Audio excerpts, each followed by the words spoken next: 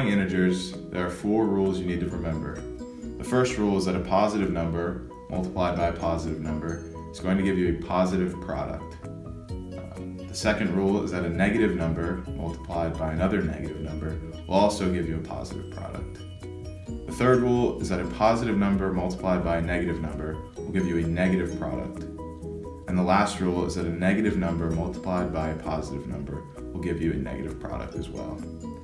The last 2 rules, positive times a negative and a negative times a positive, they're commutative, so the answers are always going to be the same as far as the sign goes. So it doesn't matter what sign is in front and what sign is second.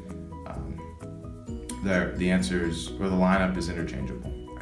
So the 4 examples we have today will show the 4 rules. So the first one we have is a positive 4 times a positive 3, and it's going to give you a positive answer, and the answer is 12.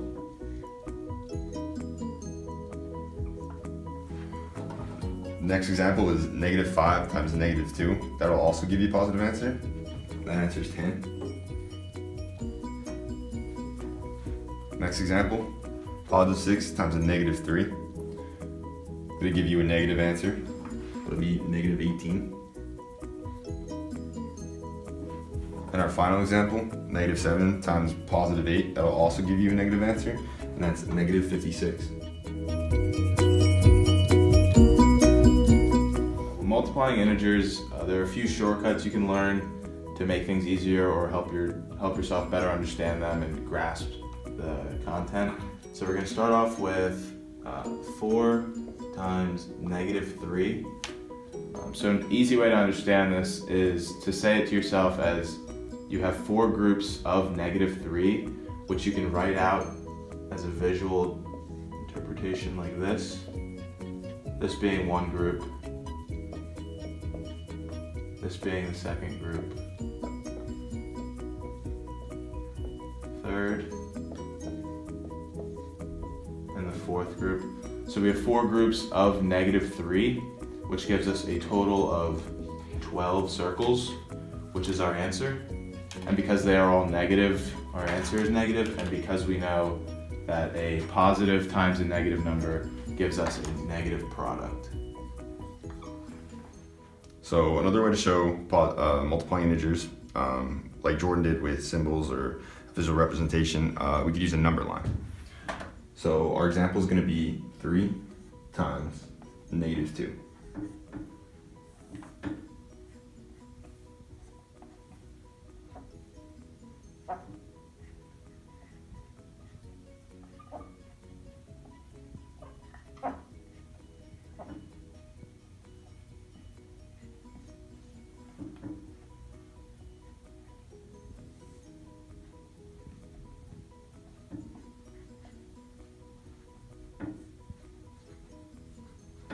So we're going to start at 0 right here, and we're going to go backwards or to the left of 0 because it's going to be a negative answer. So we're going to take 3 hops of 2. Over there, our answer is negative 6. A tricky concept when multiplying integers is when you have a 0 in your equation. So we're just going to briefly explain this.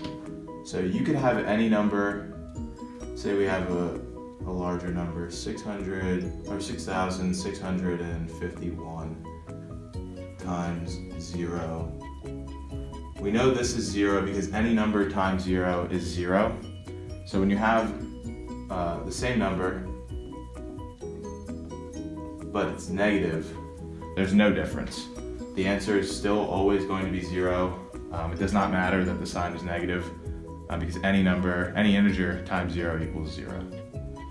All right, so when we have exponents, there's a little trick we can remember to always know if our answer is the correct sign. So let's take negative 2 raised to the 3rd power. So we write this out as negative 2 times negative 2 times negative 2. The reason we know this is always going to be negative is because we know that 2 negatives equals a positive. So we have a positive 4 here, and we just bring down the rest. So it's going to be 4 times a negative 2. Because this 2 does not have an equal negative to interact with and make it a positive. So we just carry down the negative, which gives us our standard rules, positive times a negative, which gives us a -8. So say we have an exponent, an even exponent